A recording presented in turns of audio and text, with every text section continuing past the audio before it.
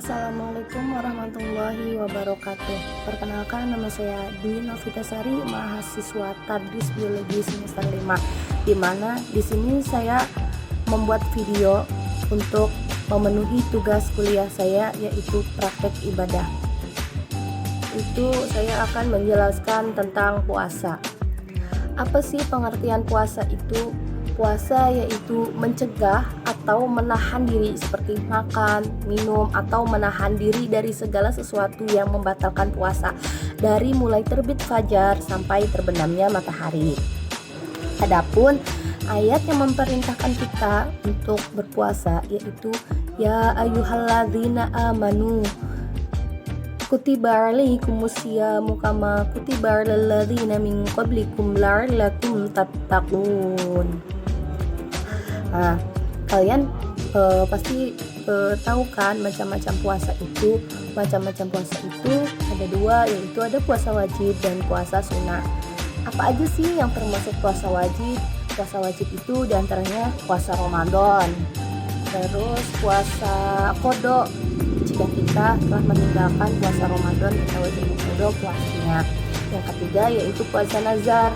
Puasa nazar itu apabila ketika kita telah bernazar untuk memberikan sesuatu, seperti itu. Untuk puasa sunnah itu diantaranya puasa sunnah itu banyak sekali sebenarnya, akan tetapi di sini saya akan menyebutkan beberapa saja. Puasa sunnah itu banyak sekali macamnya, seperti puasa Senin Kemis, puasa Daud, dan lain sebagainya. Adapun apa saja sih syarat wajib puasa itu? Syarat wajib puasa itu yang pertama berakal sehat, sudah balik atau dewasa, dan yang ketiga mampu untuk menjalankan puasa. Adapun syarat sah puasa yaitu yang pertama beragama Islam. Mumayyiz itu kita sudah balik, yang bisa membedakan mana yang baik dan mana yang buruk. Yang ketiga itu suci dari haid dan nifas. Yang keempat mengetahui waktu-waktu kapan saja kita berpuasa. Adapun rukun puasa yaitu yang pertama niat, yang kedua menahan diri dari segala sesuatu yang membatalkan puasa. Apa saja sih hal-hal yang membatalkan puasa? Hal-hal yang membatalkan puasa yang pertama yaitu makan dan minum. Yang ketiga berhubungan suami dan istri pada siang hari. Yang ketiga muntah dengan sengaja, dan yang keempat hilang akal. Yang kelima keluarnya darah haid atau nifas. Yang keenam keluar mani dengan sengaja, dan yang ketujuh yaitu murtad. Kalian pasti bertanya-tanya kan, ada nggak sih orang-orang yang tidak diperbolehkan berpuasa? Ada dong pastinya. Yang pertama yaitu orang-orang yang tidak diperbolehkan atau diwajibkan untuk berpuasa yaitu orang yang sedang sakit, yaitu sakitnya itu parah sampai kita nggak bisa memungkinkan kita untuk berpuasa. Yang kedua yaitu musafir, yaitu orang yang berpergian jauh. Yang ketiga wanita yang sedang hamil atau menyusui, itu tidak diperbolehkan untuk tidak berpuasa. Yang keempat yaitu orang tua yang tidak lagi mampu untuk berpuasa. Ada nggak sih waktu yang diharamkan untuk berpuasa? Ada. Waktu yang tidak diperbolehkan untuk berpuasa yaitu puasa pada tanggal 1 bulan Syawal pas hari raya Idul Fitri. Yang kedua puasa tanggal 10 Zulhijjah atau bertepatan dengan hari raya Idul Adha. Yang ketiga yaitu puasa pada hari tasyrik, yaitu pada tanggal 11, 12, 13 Zulhijjah. Selanjutnya saya akan berkhutbah, khutbah Jumat yang berjudul tentang menggapai hati yang selamat. Begitu adapun khutbah yang pertama yaitu innal hamdalillah nahmaduhu wa nasta'inu wa nastaghfiruhu wa na'udzu billahi min syururina wa anfusina wa min sayyiati a'malina may yahdihillahu fala mudhillalah wa may yudhlilhu fala hadiyalah Asyhadu an la ilaha illallah wahdahu la syarikalah wa asyhadu anna Muhammadan abduhu wa rasuluh. Ya ayyuhalladzina amanu ittaqullaha haqqa tuqatih wa la tamutunna illa wa antum muslimun. Ya ayyuhan nas ittaqu rabbakumul ladzi khalaqakum min nafsin wahidah wa khalaqa minha zawjaha wa bassa minhuma rijalan katsiran wan nisa. Wattaqullaha alladzi tasaaluna bihi wal arham innallaha kana 'alaikum raqiba. Ya ayyuhalladzina amanu ittaqullaha wa qulu qawlan sadidan yuslih lakum a'malakum wa yaghfir lakum dhunubakum wa may yuti'illahi wa rasulahu faqad faza fawzan 'azima. Amma ba'du fa in asdaqal hadithi kamalulillahi wa khairul hadi Muhammadin wa syarril umuru wa muhdatsatuha fa in kulla muhadatsatin bid'atin wa kulli bid'atin dolalatan wa kulla dolalatin finnar. Jemaah sidang Jumat rahimahullah, kami mewasiatkan kepada diri kami pribadi dan kepada segenap hadirin agar bertakwa kepada Allah Azza wa Jalla. Adapun Allah berfirman, ya ayyuhalladzina amanu ittaqullaha haqqa tuqatih wa la tamutunna illa wa antum muslimun, yang artinya, wahai orang-orang yang beriman, bertakwalah kepada Allah dan janganlah kalian mati kecuali dalam beragama Islam. Masyirul muslimin rahimakumullah, sesungguhnya ketakwaan seseorang berada di dalam kalbunya, sebagaimana sabda Rasulullah sallallahu alaihi wasallam, ittaqullaha hahunna, ittaquwahahunna. Ketakwaan itu ada di sini.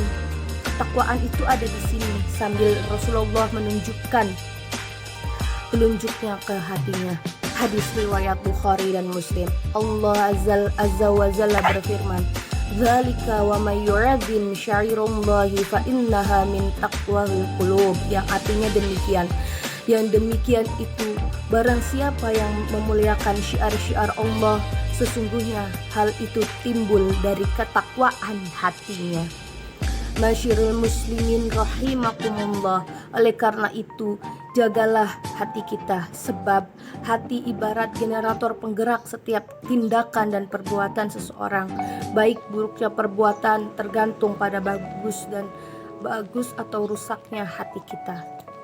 Sebagaimana Rasulullah sallallahu alaihi wasallam bersabda, "Alla wa inna fil jasada mudha'afah, idza salahata salahal jasad kulluhu wa idza fasadatu fasadal jasada kulluhu awahiyal qalbu." Ketahuilah, sesungguhnya di setiap jasad ada sekerat daging. Manakala sekerat daging tersebut baik, maka akan baik pula perbuatan kita. Dan manakala sekerat daging tersebut itu rusak, maka akan berakibat rusak pula seluruh amal kebaikan kita. Hadis riwayat Al-Bukhari dan Muslim. Yang dilihat dan dinilai dari seorang di sisi Allah itu adalah hatinya dan amalannya. Rasulullah sallallahu alaihi wasallam bersabda, "Innallaha la yanzuru ila suwarikum wa amwalikum walakinna yanzuru ila qulubikum wa a'malikum." Yang artinya, sesungguhnya Allah tidak melihat bentuk badannya dan harta kalian, akan tetapi Allah akan melihat ke dalam hati dan amalan kalian. Hadis riwayat Muslim dari sahabat Abu Hurairah radhiyallahu anhu. Pun khutbah Jumat yang kedua yaitu Alhamdulillahi Rabbil Alamin wa asyhadu an la ilaha illallah waliyas sholihin wa asyhadu anna Muhammadan abduhu wa rasuluh sallallahu alaihi wasallam wa ala alihi wa sahbihi ajma'in, amma ba'du. Hadirin sidang Jumat rahimakumullah, dalam sebuah hadis yang diriwayatkan oleh Al-Imam Ahmad rahimahullah dari sahabat Abu Hurairah radhiyallahu anhu, Rasulullah sallallahu alaihi wasallam bersabda, "Innal mu'minina idza adzana bakasa nuktahu saudaru fil qalbi fa in taba wa nazara wastaghfara saqula minha qalbu fa in zadat hatta ta'luwa qalbu fadzalika ranu qala Allah ta'ala innal mu'minina idza adnaba kanat nuktatun saudaru fi qalbi fa in taba wa nazara wastaghfara saqula minha qalbu fa in zadat hatta ta'luwa qalbu fadzalika ranun qala Allah ta'ala kalla bal rana ala qulubiha kanu yaksibun. Sesungguhnya seorang mukmin manakala berbuat dosa akan mengakibatkan noda hitam pada hatinya. Jika dia bertaubat meninggalkan dosa tersebut dan beristighfar, kalbunya akan kembali bersih. Jika dosanya bertambah, akan bertambah pula noda hitam tersebut hingga memenuhi kalbunya. Itulah yang dimaksud ro'an noda dalam firman Allah Azza wa Jalla, sekali-kali tidak, namun ada noda di kalbu-kalbu mereka disebabkan apa yang mereka perbuat. Di antara faktor penyebab kotor dan rusaknya kalbu adalah dosa dan maksiat. Oleh karena itu, marilah kita tingkatkan ketakwaan kita sehingga bisa terhindar dari dosa dan maksiat. Demikian pula sebaliknya, bertobat dan beristighfar merupakan langkah yang harus ditempuh oleh orang yang ingin memelihara hatinya. Masyirul muslimin wal muslimat rahimakumullah, di antara sebab rusaknya kalbu seseorang adalah lalai dari berzikir dan lalai mengingat Allah Azza wa Jalla. Di antara penenang kalbu orang-orang yang beriman adalah dengan berzikir. Tentunya zikir yang disyariatkan oleh Allah Azza wa Jalla dan Rasulnya. Allah Azza wa Jalla berfirman, alladzina amanu wa tatma'innu qulubuhum bidzikrillahi tatma'inna qulub, yaitu orang-orang yang beriman dan hati mereka menjadi tentram dengan mengingat Allah. Ingatlah, hanya dengan mengingat Allah hati menjadi tentram. Sebagai penutup khutbah pada kesempatan kali ini, kami mengajak diri kami dan jamaah sekalian untuk memperbanyak berdoa kepada Allah Azza wa Jalla agar senantiasa menjaga dan memelihara hati-hati kita. Di antara doa yang sering dipanjatkan Rasulullah Shallallahu Alaihi Wasallam yaitu ya muqallibal qulub, ya muqallibal qulub, tsabbit qalbi ala dinik. Wahai yang membolak-balikan hati, teguhkanlah hati kami di atas agamamu. Hadis riwayat Al-Bukhari. Rabbana la tuzigh qulubana ba'da idh hadaitana wa hab lana min ladunka rahmah innaka antal wahhab. Rabbana ighfir lana wali akhwanina alladzi sabaquna bil iman wa la taj'al fi qulubina illa lil ladzina amanu. Rabbana innaka antar raufur rahim. Ya muqallibal qulub, tsabbit qulubana ala dinik, wa ya musarriful qulubu sarrifu qulubana fi ta'atik. Allahumma inna na'udzubika min ilma la yanfa wa min qalbi la yakhsha wa min nafsi la tashba wa min da'wati la yustajabu laha.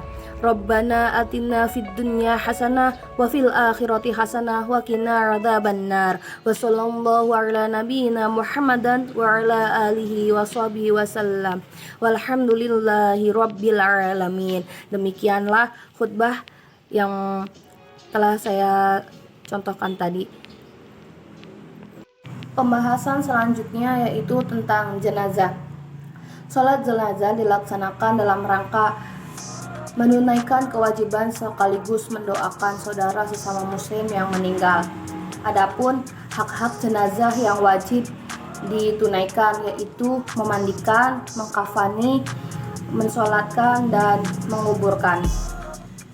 Adapun syarat-syarat memandikan jenazah yaitu beragama Islam, berakal, baligh, berniat memandikan jenazah, dan selanjutnya mengetahui hukum memandikan jenazah, dan yang terakhir yaitu terpercaya, amanah, dan mampu menutupi aib. Adapun jenazah yang wajib dimandikan yaitu seorang muslim atau muslimah Yang kedua ada tubuhnya, kematiannya bukan karena mati syahid, dan yang terakhir yaitu bukan bayi yang meninggal karena keguguran. Tata cara memandikan jenazah yaitu meletakkan jenazah dengan kepala agak tinggi di tempat yang telah disediakan. Yang kedua, memakai sarung tangan sebelum memandikan. Yang ketiga, ambil kain penutup dari jenazah dan diganti dengan kain basah agar auratnya tidak terlihat. Yang keempat, bersihkan gigi, lubang hidung, lubang telinga, celah ketiak, celah jari dan tangan serta rambutnya. Yang kelima yaitu angkat kepala jenazah sampai setengah duduk, kemudian tekan perutnya agar kotorannya keluar semua. Yang keenam yaitu siram seluruh tubuh jenazah, diikuti dengan membaca niat memandikan jenazah sampai kotoran yang keluar dari perutnya tidak ada yang menempel pada tubuhnya lagi. Yang ketujuh, bersihkan kubul kemaluan depan dan dubur kemaluan belakang sampai bersih, pastikan tidak ada yang menempel lagi kotorannya. Yang kedelapan yaitu siram dan basuh mulai dari anggota tubuh sebelah kanan, mulai dari kepala, leher, dada, perut, paha hingga kaki paling ujung. Baik ke bagian kiri, siram lagi dengan air bersih dari kepala hingga ujung kaki. Yang kesembilan yaitu basuh jenazah dengan menuangkan air bersih ke seluruh tubuh jenazah dan digosok perlahan dan lembut. Yang ke-10 yaitu siram dengan air kapur barus. Yang ke-11, jenazah diwudukan seperti orang yang berwudu sebelum sholat.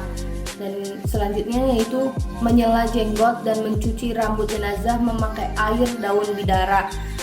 Selanjutnya yaitu basuh sekujur tubuh jenazah dan keringkan tubuh jenazah dengan menggunakan handuk kering. Selanjutnya yaitu mengkafani jenazah. Mengkafani jenazah adalah proses membungkus mayat dengan selembar kain atau lebih yang disebut dengan kain kafan. Kriteria kain kafan yang digunakan oleh jenazah yaitu yang pertama, dibeli dari harta yang meninggal. Yang kedua, tidak harus berwarna putih. Yang ketiga, diutamakan memakai 3 helai kain kafan. Dan yang keempat, jenis kain dan wewangian. Yang kelima yaitu jumlah kain kafan. Jumlah kain kafan untuk laki-laki itu 3 lembar dan untuk perempuan 5 lembar. Adapun tata cara mengkafani jenazah yaitu yang pertama, bentangkan 3 lembar kain kafan yang telah dipotong sesuai ukuran jenazah, lalu susun dengan meletakkan kain yang paling lebar di bagian bawah. Yang kedua, berikan wewangian sebanyak 3 kali ke kain kafan.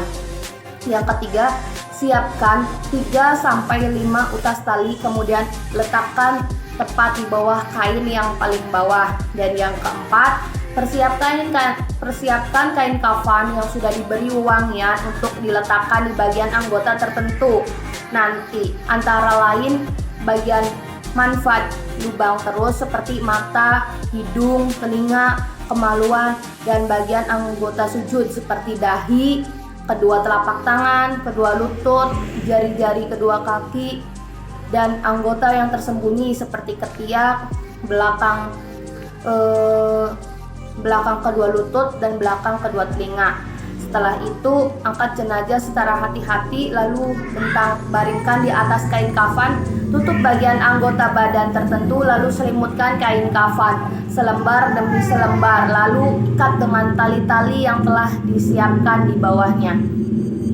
Nah, adapun langkah selanjutnya yaitu mensolatkan. Sholat jenazah dilaksanakan dalam rangka menunaikan kewajiban sekaligus mendoakan saudara sesama muslim yang meninggal. Apa sih hukum sholat jenazah itu? Hukumnya yaitu fardu kifayah, artinya jika telah ada sekelompok umat Islam yang mensolatkan jenazah, maka kewajibannya telah gugur bagi yang lainnya. Ada nggak sih yang diperbolehkan untuk tidak disolati? Ada, yaitu ada 2 orang. 2 orang tersebut yaitu anak kecil yang belum balik dan orang yang mati syahid. Adapun rukun sholat jenazah yaitu yang pertama ada niat, yang kedua berdiri bagi yang mampu, yang ketiga 4 kali takbir, yang keempat mengangkat tangan saat takbir pertama. Dan yang kelima membaca Al-Fatihah. Yang keenam membaca sholawat Nabi. Dan yang ketujuh berdoa untuk jenazah. Dan yang kedelapan salam. Tata cara sholat jenazah yaitu takbir pertama melakukan takbiratul ihram sambil berniat lalu baca Al-Fatihah. Yang kedua, takbir kedua lalu membaca sholawat Nabi. Yang ketiga, takbir ketiga lalu berdoa untuk jenazah. Yang keempat, takbir kemudian berdoa lagi untuk jenazah. Dan yang terakhir yaitu salam.